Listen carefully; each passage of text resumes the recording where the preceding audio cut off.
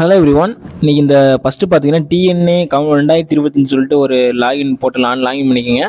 அதுக்கப்புறம் பார்த்தீங்கன்னா ஃபஸ்ட்டு பார்த்தீங்கன்னா அந்த கிளிக் அண்டு பிடெக்னு சொல்லிட்டு ஒரு நடு ப்ளூ கலர் இருக்குது பார்த்தீங்கன்னா டச் பண்ணிக்கோங்க. சரிங்களா? டச் பண்ண கையோட இப்படி ஒரு போர்ட்டல் ஓப்பன் ஆகும். அதுக்கப்புறம் பார்த்தீங்கன்னா உங்களுடைய நேம் ஃபஸ்ட் போட்டுங்க. சரிங்களா? சங்கீதா, கோகிலா அந்த மாதிரி உங்கள் நேம் போட்டுங்க. அதுக்கப்புறம் பார்த்தீங்கன்னா ஃபோன் நம்பர் கீழே அட்டாச் பண்ணிக்கோங்க. சரிங்களா? அப்புறம் பார்த்தீங்கன்னா முக்கியமான ஒரே ஒரு விஷயம் என்ன, மெயில். நான் முன்னாடியே சொல்லியிருப்பேன் உங்களுக்கு.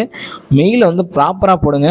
மெயிலில் ப்ராப்பராக போட்டால் மட்டும்தான் கவுன்சிலிங் அப்ளை பண்ணுறதுக்கு தகுதியானவங்களாக இருப்பீங்க. சரிங்களா? இல்லை அப்படின்னா மறந்துட்டீங்க அப்படின்னா கவுன்சிலிங் போச்சு. ஓகேங்களா? திருப்பி அந்த இமெயிலை போட்டுங்க. அதுக்கப்புறம் பார்த்தீங்கன்னா உங்கள் பர்த்டே டேட்டு, அப்புறம் கீழே இப்போ கேட்டிருப்பாங்க பார்த்தீங்கன்னா உங்களுக்கே தெரியும், அந்த கடவுச்சொல்லுன்னு கொடுத்துருப்பாங்க கீழே உங்களுக்கு காமிக்கிற மாதிரி. இப்போ கொஞ்சம் டேட் ஃபஸ்ட்டு போட்டுங்க. சரிங்களா? டேட்டு போட்ட பின்னாடி கீழே பார்த்தீங்கன்னா கீழே கேட்குறாங்க கடவுச்சொல், பாஸ்வேர்ட் போட்டுங்க. உங்களுக்கு தகுதி குவாலிஃபிகேஷன் என்ன முடிச்சிருக்கீங்க? 12th முடிச்சிருக்கீங்க. சரிங்களா? 12th முடிஞ்சா 12th முடிச்சுன்னு போட்டுங்க. ஏன்னா என்ன டிகிரி ஒரு டிகிரி பண்ணிக்கிறேன், டிகிரியோட ஆப்ஷன்ஸ்னு கேட்கும், போட்டுங்க. சரிங்களா? அதுக்கப்புறம் பார்த்தீங்கன்னா கீழே கடவுச்சொல்லுன்னு இருக்கும், அதையும் நீங்கள் நோட் பண்ணிக்கிங்க. ஓகேங்களா? கீழே பார்த்தீங்கன்னா கடவுச்சொல் இருக்கும். அதில் வந்து பார்த்தீங்கன்னா கரெக்டாக அந்த பாஸ்வேர்டை போட்டு வச்சுக்கிங்க. இந்த பாஸ்வேர்டு தான் கரெக்டாக அந்த லாஸ்ட்டு இந்த கவுன்சிலிங் முடிய வரையும் இந்த பாஸ்வேர்டு மட்டும்தான். ஓகேங்களா? திரும்பி கன்ஃபார்ம் கூட சேவ் பண்ணிக்கோங்க. சேவ் கொடுத்துட்டிங்க அப்படின்னா ஃபுல்லாக அந்த டீட்டெயில்ஸ் எல்லாமே, அந்த எல்லா டீட்டெயில்ஸ் ஃபுல்லாக சேவ் ஆகி ஓகே கொடுத்து சேவ் ஆகிக்கிறோம். சரிங்களா?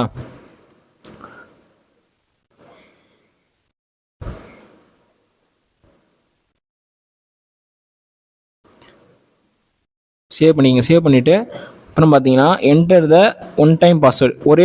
ஒரே டைம் பாஸ்வேர்டு. உங்கள் வந்து என்ன பாஸ்வேர்டு கொடுத்துருங்க அந்த பாஸ்வேர்டு திருப்பி கொடுத்துட்டு திருப்பி அந்த இமெயில் அந்த பாஸ்வேர்டு போட்டு லாகின் பண்ணிக்கோங்க. உங்களுக்கு ரிஜிஸ்டர் ஆயிடுச்சு. திருப்பி அந்த இமெயில் பாஸ்வேர்டு போட்டிங்க அப்படின்னு லாகின் பண்ணிக்கோங்க. கரெக்டாக பாஸ்வேர்டு போடுங்க. அப்போ தான் உங்களுக்கு கடைசி வரை இது போகும். சரிங்களா? அப்புறம் ஃபுல் டீட்டெயில்ஸ் போட்டுங்க. ஆதார் கார்டு நம்பர், அதுக்கடுத்து டேட் ஆஃப் பர்த்து, அதுக்கடுத்து கம்யூனிகேஷன் அட்ரஸ், உங்களை என்ன எப்படி கம்யூனிகேஷன் பண்ணுறதுன்னு சொல்லிட்டு அட்ரஸும் அதை போட்டுங்க. சரிங்களா? அதை ஒரு இதில் போட்டுங்க. மொத்தம் ஒவ்வொரு ப்ராசஸாக வரும். First process, second process, third process சொல்லிட்டு ஒவ்வொரு ப்ராசஸாக ஒவ்வொரு டைட்டில் போட்டு கொடுத்துருப்பாங்க. சரிங்களா? அதையும் கரெக்டாக ஃபுல் பண்ணிங்க மட்டும்தான் நீங்கள் உள்ளே இது பண்ண முடியும். கரெக்டாக கம்யூனிகேஷன் அட்ரஸ் கொடுத்துருங்க. சரிங்களா? அதுக்கப்புறம் கீழே பார்த்தீங்கன்னா பர்மனெண்ட் அட்ரஸ் இருக்கும். சரிங்களா? ரெண்டும் ஒன்று தான். மேலே கொடுத்தது தான் கீழேயும் கொடுத்துருப்பீங்க. அதனால் அதையும் ஃபுல் பண்ணிக்கிங்க. சரிங்களா? அப்புறம் வந்து உங்கள் ஸ்டேட் என்ன. இப்போ வந்து நிறைய பேர் வெளியே இந்த ஸ்டேட்லாம் வந்து கொடுக்குறாங்க. ஆனால் அவங்களுக்கு வந்து எலிஜிபிள் கிடையாது. Only for Tamil Nadu students. சரிங்களா? அதனால் ஸ்டேட் கேட்குறாங்க. சரிங்களா? அப்புறம் டிஸ்ட்ரிக்ட் என்ன டிஸ்ட்ரிக்ட்னு கொடுத்துங்க. அப்புறம் பார்த்தீங்கன்னா உங்களுக்கு வந்து இந்த தாலுக்கா, கம்யூனிகேஷன் அட்ரஸ் எல்லாம் அதிலே கொடுத்துங்க. ஜெண்டர்லேருந்து எல்லாமே ஒவ்வொரு இதுவும் கரெக்டாக ஃபுல் பண்ணுங்கள். ஒவ்வொன்றையும் பார்த்து ஃபுல் பண்ணுங்கள். ஏன்னா நீங்கள் ஒன்று மிஸ்டேக் பண்ணீங்க அப்படின்னா கூட கரெக்டாக இருக்காது. சரிங்களா? கரெக்டாக என்ன லாங்குவேஜ், மதர் டங் என்னென்னு கரெக்டாக கொடுத்துங்க. ஒவ்வொரு இதுக்குமே ஒவ்வொரு இது இருக்கும். சரிங்களா? மதம் என்ன, கம்யூனிட்டி, கரெக்டாக கம்யூனிகேட் சர்டிஃபிகேட்டும் கரெக்டாக வச்சுங்க. ஏன்னா உங்களுக்கு ஸ்காலர்ஷிப் வந்து நீங்கள் கவுன்சிலிங் அப்ளை பண்ணீங்க அப்படின்னா அந்த ஸ்காலர்ஷிப் அமௌண்ட்லேருந்து தான் உங்களுக்கு ஃபீஸ் கட்டுற மாதிரி வரும். அதனால் என்ன கம்யூனிட்டி கரெக்டாக கொடுத்துங்க. பிசினா பிசி, ஓசினா ஓசி அப்படின்னு கரெக்டாக கொடுத்துங்க. சரிங்களா? அதில் என்ன பிரிவில் வரீங்க, உட்பிரிவில் என்ன பிரிவு வரீங்கன்னா அதுலேயும் நீங்கள் கரெக்டாக கொடுத்துருங்க. நீங்கள் ஒவ்வொன்றையும் கரெக்டாக கொடுத்தா மட்டும்தான் கரெக்டாக கவுன்சிலிங் வந்து இதாகும். சரிங்களா? அதே மாதிரி கம்யூனிட்டி சர்டிஃபிகேட் இந்த நம்பரும் கரெக்டாக போட்டுருங்க. புரியுதுங்களா? அதில் டிக் காமிச்சிருவாங்க. கரெக்டாக நீங்கள் கரெக்டாக 2-3 தடவை வந்து எல்லாத்தையும் ஃபுல் பண்ணிட்டு ஒரு 2-3 தடவை வந்து கரெக்டாக பார்த்துங்க. சரிங்களா? கரெக்டாக ஃபோன் நம்பர்லேருந்து கரெக்டாக எல்லாத்தையுமே கரெக்டாக கொடுத்துருங்க. ஓகேங்களா? அதுக்கிட்ட சேவ் கொடுத்துருங்க. எல்லாத்தையும் முடிச்சுட்டு சேவ் பண்ணிடுங்க. அடுத்த ஸ்டெப் போயிடும். ஸ்பெஷல் ரிசர்வேஷன் சொல்லிட்டு கரெக்டாக அடுத்த ஸ்பேஸ் போயிடும். சரிங்களா? இப்போ அதில் பார்த்தீங்கன்னா சிறப்பு விளையாட்டு வீரர் ஒதுக்கீட்டு நீளம், அதாவது நீங்கள் வந்து சிறப்பு விளையாட்டு துறையில் இருக்கீங்களா, இல்லை இராணுவ படத்தில் இருக்கீங்களா, இல்லை மாற்றுத்திறனாளின்னு கேட்பாங்க. அதில் உங்களுக்கு வந்து நீங்கள் எஸ்னா எஸ் கொடுத்துங்க, நோனா நோன் கொடுத்துங்க. நான் ஸ்போர்ட்ஸில் இருக்கிறேன் அப்படின்னா நீங்கள் ஸ்போர்ட்ஸ்னால் எஸ் கொடுத்துங்க, இல்லை நோ கொடுத்துங்க. அப்படி இல்லை அப்படின்னா நான் இராணுவத்தில் இருக்கிறேன், இல்லைனா வேறு இதெல்லாம் நான் இருந்திருக்கிறேன் அப்படின்னா நீங்கள் எஸ் கொடுத்துங்க, நோ கொடுத்துங்க. சரிங்களா? அப்படியே கீழே வந்துன்னா நீங்கள் வந்து மாற்றுத்தாளில் எந்த வகையான மாற்றுத்தாளில் இருக்கிறீங்கன்னு கீழே ஒரு ஆப்ஷன்ஸ்லாம் கேட்கும். அதை நீங்கள் ஃபுல் பண்ணிக்கிங்க. நீங்கள் இருந்தீங்கன்னா ஃபுல் பண்ணிக்கிங்க. சரிங்களா? இல்லை அப்படின்னா அந்த ஸ்கிப் பண்ணிவிட்டு இது பண்ணிவிட்டு போங்க. ஓகேங்களா? என்ன டிஸ்ட்ரிக்ட்லேருந்து எல்லாம் கேட்பாங்க, போட்டுருங்க. சர்டிஃபிகேட் வெரிஃபிகேஷன் எங்கே பண்ணியிருக்கீங்க. இப்போ வந்து கீழே ஒரு இது கேட்டிருப்பாங்க, டிஎஃப்சி சென்டர்னு சொல்லிட்டு சர்டிஃபிகேட் வெரிஃபிகேஷன் அப்படின்னு கேட்டிருப்பாங்க. நீங்கள் எங்கே பண்ணிருக்கீங்களோ, எந்த டிஸ்ட்ரிக்டில் பண்ணியிருக்கீங்களோ அந்த டிஸ்ட்ரிக்டோட நேம் கொடுத்துட்டீங்கன்னா அதிலே இருந்துக்கணும். சரிங்களா? அதுக்கடுத்து பார்த்தீங்கன்னா 3வது ஸ்காலர்ஷிப் இன்ஃபர்மேஷன். சரிங்களா? நீங்கள் ஸ்காலர்ஷிப்பில் இருந்தீங்கன்னா அதை உங்களுக்கு இன்ஃபர்மேஷன் கேட்பாங்க. அப்பா என்ன வேலை பார்க்குறாங்க, அம்மா என்ன வேலை பார்க்குறாங்க, அது இல்லாமல் என்னென்ன இதில் எப்படி சொல்கிறது, இப்போ நீங்கள் வீட்டில் முதல் பட்டதாரியா, அது ஸ்காலர்ஷிப். இப்போ எஸ்சி பசங்க இருக்காங்களா, அவங்கள பற்றி கேட்டிருப்பாங்க. அதுக்கு இது முதல் பட்டதாரியை கேட்டிருப்பாங்க. இல்லை அப்படின்னா நீங்கள் வந்து கல்வி கடன் எங்கேயாவது பெற்றிருக்கீங்களா, பிளான் பண்ணியிருக்கீங்களான்னு கேட்பாங்க. எஸ்னா எஸ் கொடுங்க, நோனா நோ கொடுங்க. சரிங்களா, அதில் தமிழில் கேட்டிருப்பாங்க, உங்களுக்கு புரியும். சரி, கரெக்டாக கொடுத்து சேவ் பண்ணிங்க. இப்போ சேவ் கொடுத்தீங்க, 4 ஸ்கூல் எங்கே படிச்சிங்க அப்படின்னு சொல்லிட்டு வெரிஃபிகேஷன் பண்ணுறாங்க கேட்பாங்க. சரிங்களா, இப்போ கவர்மெண்ட் ஸ்கூலா ப்ரைவேட் ஸ்கூலில் கேட்டால் நான் கவர்மெண்ட் ஸ்கூல், ப்ரைவேட் ஸ்கூல் அதிலே ஆப்ஷன் இருக்குன்னு கேட்டுங்க. சரிங்களா, இப்போ எங்கே படிச்சிங்க, எந்த டிஸ்ட்ரிக்டில் படிச்சிங்க அதே போட்டுங்க. சரிங்களா, அதுக்கப்புறம் பார்த்தீங்கன்னா 10th 12th வந்து எது வரையும் படிச்சிருக்கீங்க, முதல்ல எது வரையும் படிச்சிருக்கீங்க, தமிழ்நாட்டில் 10th 12th வரையும் படிச்சிருக்கீங்கன்னு கேட்டால் ஆமாம் எஸ்ஆர் நோ மட்டும் கொடுத்துங்க. சரிங்களா, எல்லாத்தையும் ஃபுல்லாக கொடுத்துங்க. அதுக்கடுத்து கீழே அந்த ஆப்ஷன்ஸ்லாம் ஃபுல் பண்ணிக்கிங்க. சரிங்களா, எந்த வருஷம் நீங்கள் ஃபுல் பண்ணி 9th 10th 11th 12th எந்த வருஷம் நீங்கள் பண்ணியிருக்கீங்க அப்படின்லாம் கேட்பாங்க. டேட்டு, எந்த டிஸ்ட்ரிக்கு, எந்த பிளாக்கு எல்லாம் கேட்பாங்க. கரெக்டாக ஒவ்வொன்றிலையும் ஃபுல் பண்ணுங்க. இந்த இடத்துல ரொம்ப ஃபுல் பண்ணுறது ஒரு முக்கியமான இதாக இருக்கும், கொஞ்சம் கஷ்டமாக இருக்கும். ஆனால் இந்த டேட்லாம் தெரியாமல் இருக்கும் நிறைய பேர், டேட்லாம் தெரியாமல் நிறைய பேர் இருக்கிறீங்க. அதனால் டேட்லாம் கரெக்டாக ஃபுல் பண்ணிவிட்டு கரெக்டாக பண்ணுங்கள். அப்போ தான் உங்களுக்கு வந்து கரெக்டாக இருக்கும். சரிங்களா, கீழே கேட்டிருக்காங்களா 10th 12th 9th 10th 11th கேட்டிருப்பாங்க. கரெக்டாக ஃபுல் பண்ணுங்க. நிறைய பேர் டேட்டு தெரியாது, ஊர் நேம்லாம் தெரியும், டேட் தெரியாது. இந்த வருஷத்துலேருந்து நான் பாஸ் அவுட் ஆகிருக்கேன் அப்படின்னு நிறைய பேர் தெரியாது. அதை கரெக்டாக ஃபுல் பண்ணிட்டீங்கன்னா உங்களுக்கு வந்து இதாக இருக்கும்.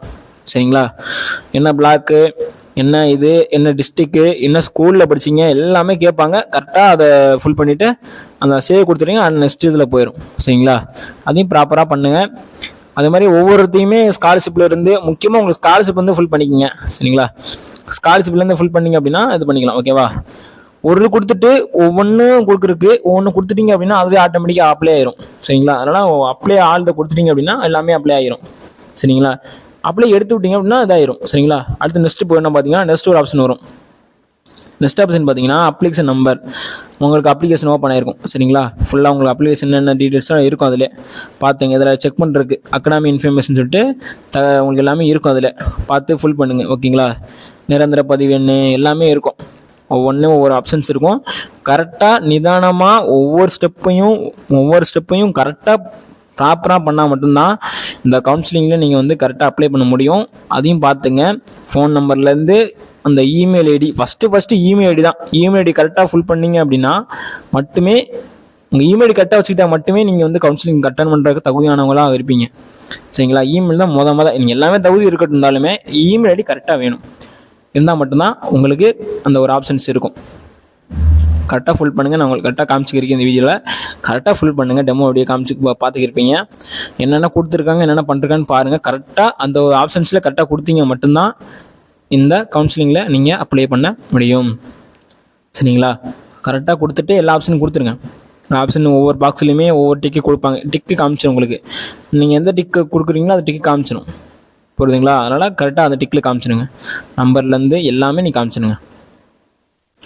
ஒவ்வொரு இதுலையும் ஃபுல் பண்ணுங்கள். ஃபுல் பண்ணிவிட்டு லாஸ்ட்டில் பார்த்தீங்கன்னா அந்த சேவ் த ஃபைல்ஸ் இருக்கும். அதில் சேவ் கொடுத்துட்டீங்க அப்படின்னா அது ஆட்டோமேட்டிக்காக எல்லாமே சேவ் ஆயிரும். புரியுதுங்களா,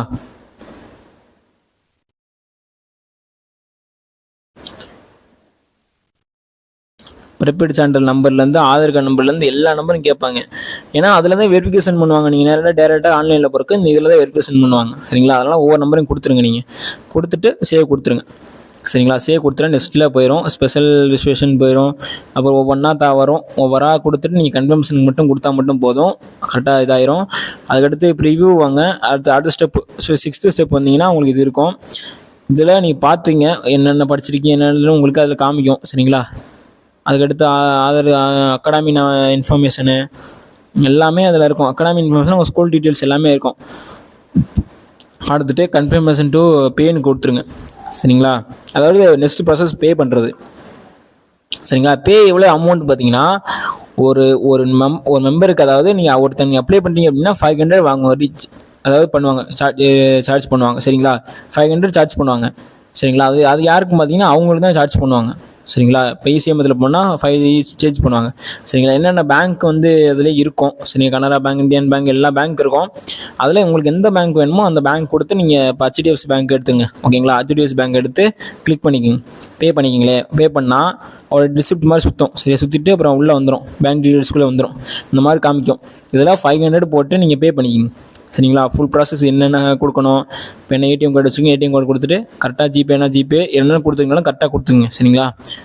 QR கோடு காமிக்கும். சரிங்களா. ஸ்கேன் QR கோடு இப்போ நீங்கள் டேரெக்டாக பே பண்ண முடியலன்னா ஸ்கேன் காமிக்கும். ஸ்கேன் காமிச்சுன்னா உங்கள் ஃபோன் எடுத்து அந்த விஆர்பி அதாவது உங்களோட ஜிபேல எடுத்து பண்ணிவிட்டு பே பண்ணிடுங்க. பே பண்ணிட்டீங்க அப்படின்னா இந்த மாதிரி இமெயில் காமிக்கும். லாகின் பண்ணினா திருப்பி வந்து ஜெனரேட் ரிப்போர்ட் காமிக்கும். அதாவது உங்களுக்கு என்னென்ன கொடுத்துருக்கேன்னு ரிப்போர்ட் காமிக்கும். ரிப்போர்ட்டு டவுன்லோட் பண்ணிக்கோங்க. அதான் உங்களுடைய அப்ளிகேஷனுடைய ஃபார்மேட் எல்லாமே இருக்கும். சரிங்களா. உங்களோட அப்ளிகேஷன் இன்ஃபர்மேஷன் எல்லாமே அதில் இருக்கும்.